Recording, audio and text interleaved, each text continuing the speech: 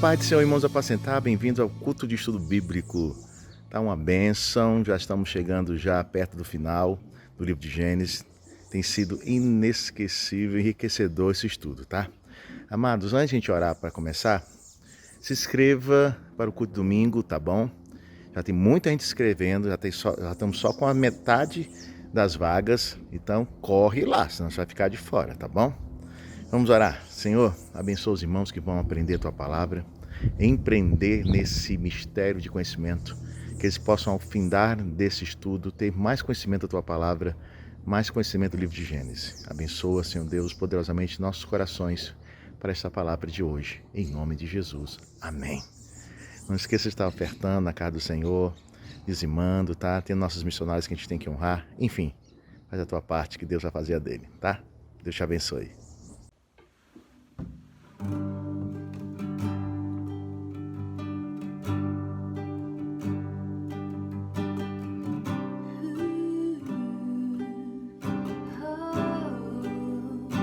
Chame pela presença do Senhor. Precisamos de Ti. Precisamos de Ti. Invoque o nome dEle onde você estiver. Chame por mais, por mais. Precisamos de Ti.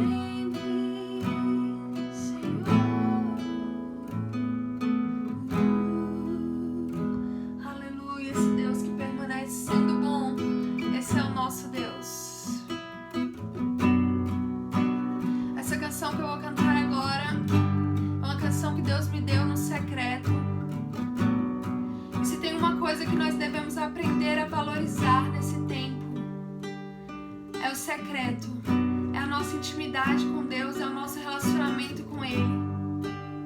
Muitas coisas você vai abrir mão nesses dias de quarentena, que talvez esteja até chegando ao fim.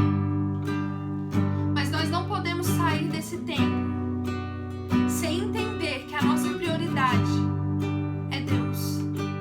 Que Deus deve estar no centro da nossa vida. Então que enquanto você escuta essa canção, que a chama arda no seu coração, que você venha querer ir para o seu quarto orar, agradecer a Deus, ter intimidade com o Pai, aprender mais dele, que é manso e humilde de coração. Que você venha correr para os braços do Pai nessa noite. Que você seja cheio do Espírito Santo onde você estiver, em nome de Jesus. Aleluia, Senhor.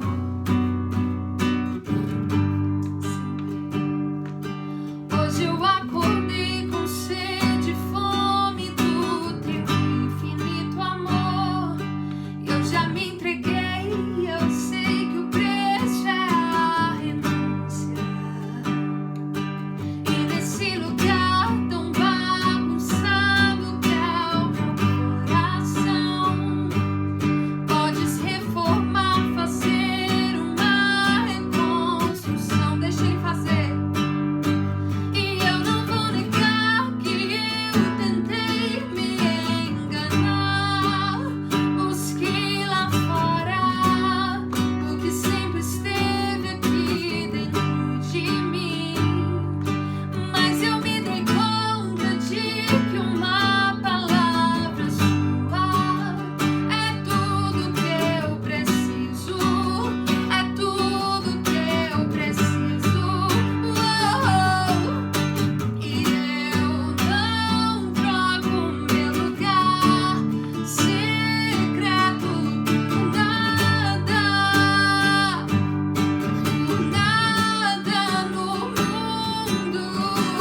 E eu não troco meu lugar secreto por nada no mundo. Eu não troco não minha comunhão por nada, não negocio por nada, não negocio por nada. Hoje eu acordei com sede e fome do teu infinito amor. E eu já me entreguei, eu sei que o preço é a renúncia. Nesse lugar tão bagunçado que é o meu coração, podes reformar, fazer uma reconstrução. E eu não vou negar que eu tentei me enganar. Busquei lá fora o que sempre esteve aqui dentro de mim. Mas eu me dei conta de que uma palavra sua é tudo que eu preciso. É tudo que eu preciso. E eu não troco meu lugar. E eu não troco meu lugar secreto por nada no mundo. E eu não troco meu lugar secreto por nada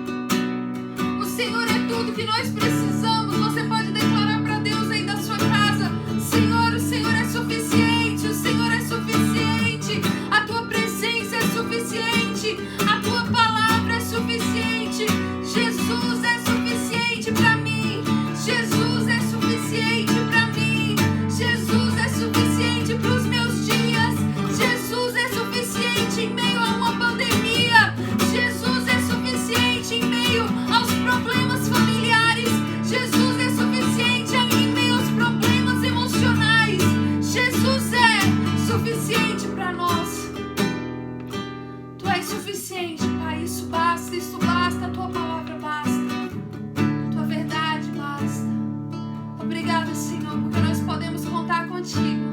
E tendo a Ti, nós não precisamos de mais nada, Pai. Aleluia, Senhor. Glórias a Deus. É bênção estarmos de novo aqui, estudando um pouco mais da palavra de Deus, amém?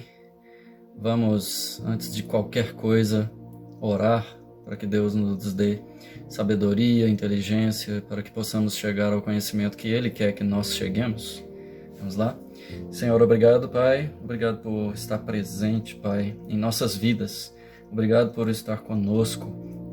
Orienta-nos, Pai, dá-nos sabedoria para que possamos entender cada vez mais aquilo que o Senhor quer revelar para nós, Pai.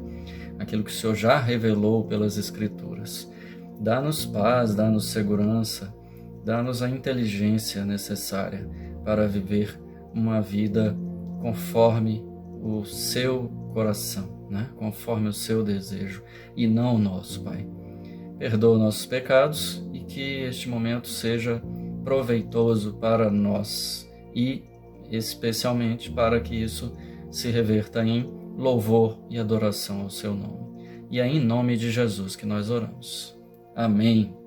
Bom, estamos falando do livro de Gênesis já há algum tempo, né? Hoje a gente vai falar do capítulo 23, um fato triste, né? Que é a morte de Sara. Antes disso, a gente tem que lembrar que no capítulo 22 nós tivemos um dos capítulos mais emblemáticos do livro de Gênesis, que é Deus determinando a Abraão que fizesse o sacrifício de Isaque, né? E Abraão, então, cumpre toda a determinação de Deus e faz todo o necessário para sacrificar o cordeiro, sacrificar seu filho Isaque, seu único filho com Sara, né? E o que acontece é que a gente vê que Deus preserva a vida de Isaque.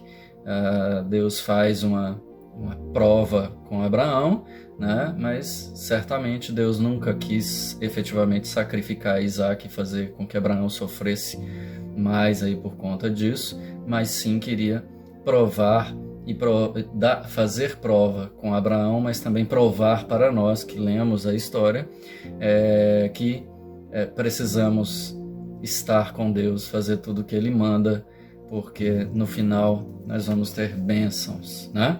Bom, nós temos no contexto de Gênesis muita coisa já foi lida, né? E o que a gente vê principalmente é que Deus está presente, nosso Deus, Yahvé, Jeová. Ele é um Deus de verdade, diferenciado, porque Ele é um Deus que se mostra, que cuida, que está presente, é um Deus ativo, é o Deus criador, né?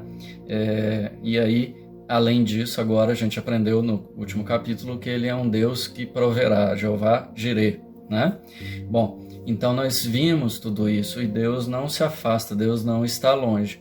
Nós vamos ver um capítulo diferente hoje, que é o 23, em que nós não temos a manifestação visível de Deus ou menção a isso neste capítulo 23, efetivamente, mas a gente vê o Deus presente, né? A gente vê a crença, a fé, a gente vê que Abraão continua crente, né? Aqui nesse capítulo, tá bem? Vamos ler o capítulo 23, vamos ler logo todo, para a gente falar um pouco sobre, né?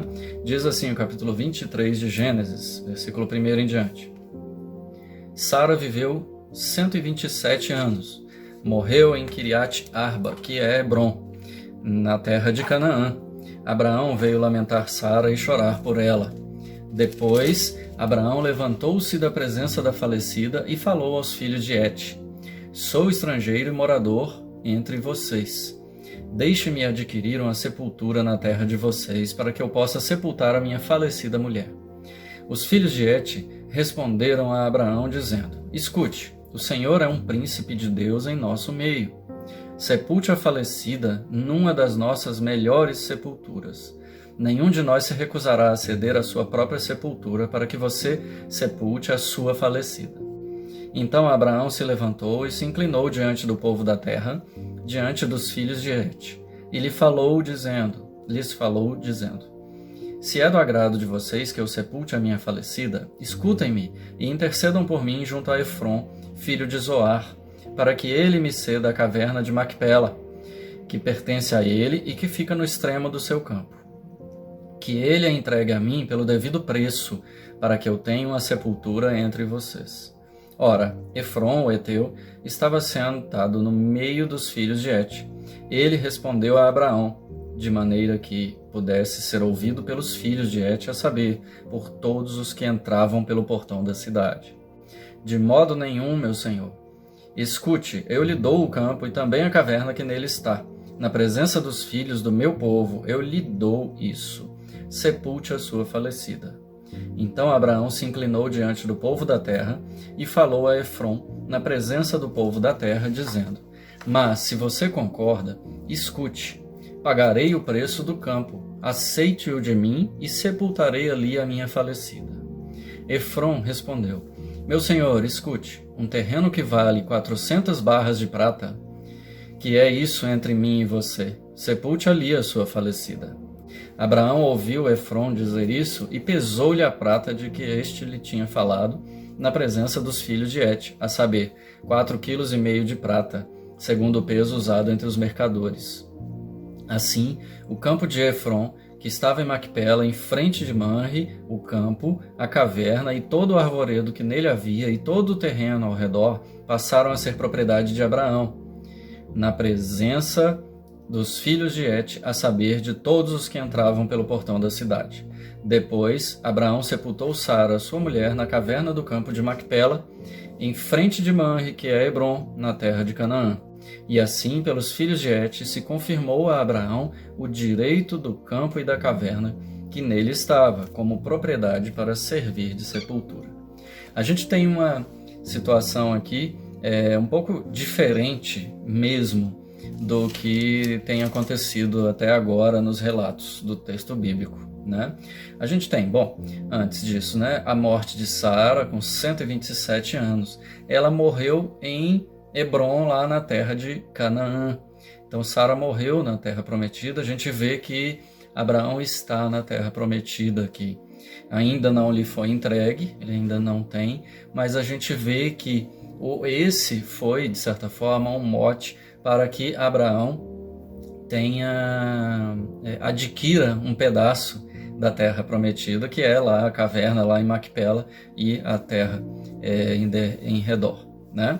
Bom, o que a gente tem mais, né? Então Sara morre com 127 anos. A gente lembra que Sara tinha um diferencial aí, que mesmo velha, ela acabava sendo desejada pelos reis aí, pelos donos da terra por onde eles passavam, tanto que Abraão, temente, falava que ela era só, pela própria vida, né, falava que ela era só a irmã dele, não revelava o restante da verdade, né, que ela era esposa, tá? E agora a gente vê Sara, o fim da vida de Sara, então o encerramento de um ciclo aqui. O que a gente vê também? A gente vê um encerramento de um casamento, né? Abraão viveu casado com Sara até a morte de Sara, né? Ele manteve o casamento junto com Sara, né? Abraão e Sara mostram um modelo também a ser seguido, que é o de que o casamento é pela vida toda, é para a vida toda, né? Então, a gente vê a história toda de Abraão nos textos passados, e a gente vê muita coisa estranha. A gente vê Abraão, de certa forma, entregando Sara 2 vezes, uma para os egípcios, outra para o Abimeleque, né? E mentindo, combinou com Sara, mentindo, né? Dizendo só que ela era só irmã, né? Escondendo que ela era esposa. Sara passou por isso. Vamos reconhecer que Sara corria muitos riscos sempre, né? E também nós tivemos outras situações, né? A gente teve a situação aí no desespero de Sara de acelerar a promessa, entregando a serva Agar para Abraão, e Abraão ficando omisso no sentido de não repreender isso, né? E aí criando, inclusive, uma situação complexa que é a do nascimento de Ismael, né? Que resultou, inclusive, em uma descendência aí que tem uma certa concorrência, né? Com o povo de Israel, né? Que são os árabes.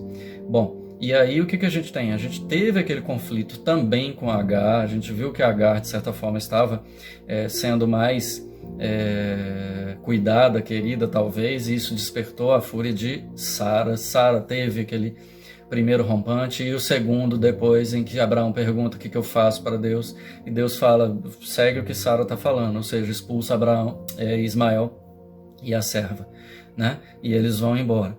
E nem por isso toda essa confusão que dificilmente a gente teria uma manutenção de casamento nos dias atuais, né? No caso, nosso casal modelo aqui, que a gente vê que erra, que não era perfeito, mas era possível, né? Eles ficam até o final casados. A gente não vê a ideia de divórcio aqui, em nenhum momento, tá? E aí, então, a gente vê, enfim, ou no fim, a morte de Sara, e após a gente tem a frase aqui, Abraão veio lamentar Sara e chorar por ela, o que mostra que até o final Abraão amava Sara, efetivamente, a tinha como esposa, efetivamente, e eles eram um casal, realmente, né? E aqui o lamento, a gente tem que lembrar que um lamento de morte ou de qualquer coisa terrível naquela época era aquela confusão mesmo, era poeira, terra, saco de pano e etc, né? Então ele pranteou por um tempo, certamente, e aí depois ele se levantou na presença da falecida. Então veja que é uma coisa até esquisita, né? A morta está lá, o corpo está lá e as pessoas vão negociar, né? E aí a gente vê que Abraão vai para falar com os filhos de Et, para falar com Efron, para conseguir um pedaço de terra ali na região.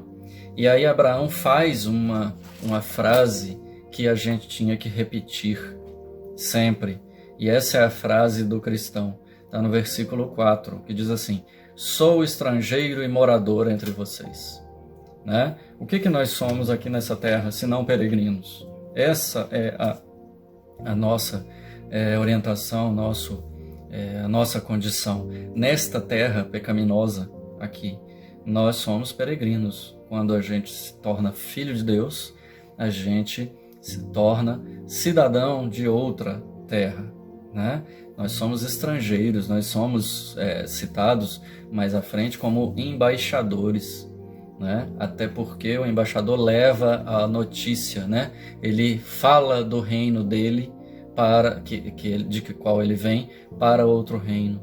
Então nós somos esses embaixadores, né? Abraão então faz questão de colocar: sou estrangeiro e morador entre vocês. E aí ele pede a intervenção de todos ali para a liberação de um pedaço do terreno, e ele já direciona para a caverna de Macpela, que é o interesse dele. E o que acontece? A gente vê ali uma situação perigosa, uma relação que ela não é explícita aqui no texto bíblico, mas a gente vê que tem uma relação comercial, uma relação de forças aqui entre Abraão e o povo heteu, né? E com Efron principalmente. A gente vê até um sarcasmo, mas antes disso a gente vê um Efron querendo trocar favores, né? A primeira coisa que ele fala é assim: não, de modo nenhum, lá no 11. Escute, eu lhe dou o campo e também a caverna que nele está. Essa expressão aqui, eu lhe dou o campo e a caverna, e a caverna que está lá no campo, a Macpela, né? Não é uma bondade, o heteu aqui não é bonzinho. O que ele está querendo é troca de favores, efetivamente. É que no futuro ele poderia cobrar do rico Abraão alguma coisa muito séria, né? E Abraão é sábio, Abraão não é bobo. Ele viu que tinha um golpe ali, um princípio de golpe, né?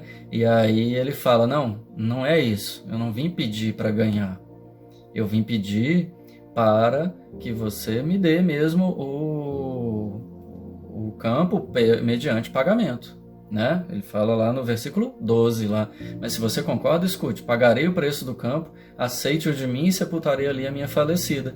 E aí Efron ainda continua esse projeto casca de banana para ver se Abraão escorrega, né? Efron fala assim: meu senhor, escute, um terreno que vale 400 barras de prata, que é isso entre mim e você? Sepulta lá. Então Efron, deu o preço. E deu um preço caríssimo, tá? 400 barras de prata era muito dinheiro para esse pedaço de terreno, tá? Então, Efron não era gente boa. Sinceramente, ele não era gente boa. Abraão não estava tratando ali com bobinhos, né? Ou com pessoas bondosas, mas sim pessoas que negociavam, queriam lucro, queriam dinheiro, e não estavam nem aí. Lembrando que a morta estava ali, né? Na frente dessa negociação, tá? E aí o que Abraão faz? Abraão paga. Ele pesa a prata e entrega. Por quê? Porque ele compra o campo, né? Para quê? Para não ter vinculação a esses ímpios ou a quaisquer outros, né? De forma que Abraão possa estar livre para cultuar Deus, para viver efetivamente. E não só Abraão, mas a toda a sua descendência também, né? E a gente vê também que, de certa forma, o que nós temos é a conquista de um pedacinho da terra prometida por Abraão. Então, Abraão conquista um pedaço da terra prometida. Não vem de um ímpio a terra para ele, né? Ou pelo menos o pedaço da terra. E é isso que acontece. Então ele compra o campo próximo a Manre, né? E aí sepulta Sara na caverna onde ele falou. E depois a gente vai ver que Abraão também é sepultado lá, Isaac e Rebeca também, tá? São sepultados lá. Uma curiosidade dessa caverna, né, que é a Macpela, é que hoje o local lá é muçulmano, né? O local onde está a caverna é muçulmano e eles construíram uma mesquita em cima desses túmulos aí de Abraão, né? Bom, voltando um pouquinho também, a gente vê então Abraão muito sábio, não ficando dependente do povo ímpio aqui. A gente vê também uma bênção divina, ou uma providência, ou um início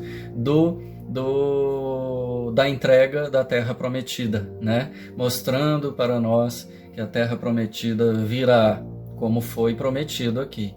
E ela não vem fácil, né? Ela não vem, não é dada e nem é tomada assim desse jeito, me dá aí que eu quero e eu te dou, que aí você fica devedor. Não, ela vem mostrando para o povo que ela viria desse jeito, tá certo? O que nós temos aqui também? A gente tem um povo ímpio aproveitador de uma situação, mas que não causa problema para Abraão, porque Abraão tinha muitas posses, né? Abraão tinha dinheiro e poderia pagar, e é por isso que ele foi, inclusive, para pagar, né? Para não ter dívida, não ficar na mão de Efron, ok? Uma outra coisa que tem citação no texto, que é curioso, é que ele vai no portão da cidade, né? Eles estão ali próximos ao portão da cidade. A gente vê no Antigo Testamento também muita menção a isso. Por quê? Porque era a prática, era o hábito, os negócios serem feitos no portão da cidade, na entrada da cidade, tá? Por isso que nós temos essa condição aqui, ou essa negociação a respeito do campo e da caverna, do túmulo, enfim, para essa enfim, esse desfecho, né? Em que Abraão compra então a caverna. Tá bem? Então isso é o capítulo 23. Já estamos avançando no tempo. O que a gente pode tirar mais? Como eu tinha falado, Deus não aparece explicitamente no capítulo 23. Mas a gente vê que tudo coopera para que vejamos Deus aqui, né? Veja no versículo 6, que a gente passou rapidamente, ele fala assim: escute, os filhos de Et, né? Escute, o Senhor é um príncipe de Deus em nosso meio. Veja que Abraão já estava conhecido como um representante de Deus, vamos dizer assim, como um filho de Deus, né? Aqui você poderia dizer, não, é jocoso, não sei o quê, ou estão querendo só elogiar, mas é bem difícil compreender assim, porque a fama de Abraão, de certa forma, ela passava, né? E lembra que Abraão, por onde ia, a primeira coisa que ele fazia era construir um altar, e invocar a Deus e adorar a Deus. E o povo ao redor certamente sabia e via que esse Deus de Abraão ajudava na prosperidade de Abraão, abençoava Abraão. A gente sabe disso, né? Como ele nos abençoa, como ele, quando quer, nos dá prosperidade, né? Lembrando que prosperidade é a ausência de necessidade, né? E às vezes até vai além, nos permite ter até mais do que a ausência de necessidade, tá? Então temos Deus aqui, ele se revela por Abraão, mostrando que nós, cristãos, temos que revelar Deus. As pessoas têm que ver Deus em nós, nas nossas condutas, né? E se não estão vendo, tem alguma coisa errada. Então a gente está falhando ou está fazendo menos do que deveria fazer. Essa é mais uma orientação aqui do capítulo 23. E para mim a principal, como eu já disse no versículo 4, sou estrangeiro e morador entre vocês. De fato, Abraão ele era seminômade, então ele ficava mudando, né? Ficava um tempo, mudava, ficava um tempo, mudava. Então ele era estrangeiro sempre, em todo lugar que ia, né? Mas essa é a condição quando Deus fala: Abraão, sai de sua terra e vai, sai da sua parentela e vai. Deus estava mostrando que o crente, ele é peregrino, ele é estrangeiro nessa terra. Então é mais um modelo aqui mostrado para nós nas linhas e entrelinhas do texto, da palavra, tá bem? E por último a gente vê também, como temos que ressaltar, que vê um Abraão que preserva aquilo que lá no início de Gênesis foi falado e estabelecido por Deus. Deixará o homem, o seu pai e sua mãe, se unirá à sua mulher e serão juntos uma só carne. E Abraão era uma só carne com Sara, e ele foi assim até a morte de Sara, tá? Ou seja, aqui nós temos também um aprendizado quanto à orientação de Deus para com o casamento, que é para sempre. Se homem e mulher se unem para ser uma só carne, significa que não tem jeito mais de dissolver, né? Essa é a ideia. Amém? Eu fiz aqui 7 questões, tem que ser 7, né? Porque esse é um número cristão. 7 questões para a gente pensar a respeito do que já foi dito em Gênesis e a gente lembrar alguma coisa. Então eu vou disponibilizar. Afinal, nós estamos em estudo bíblico, né?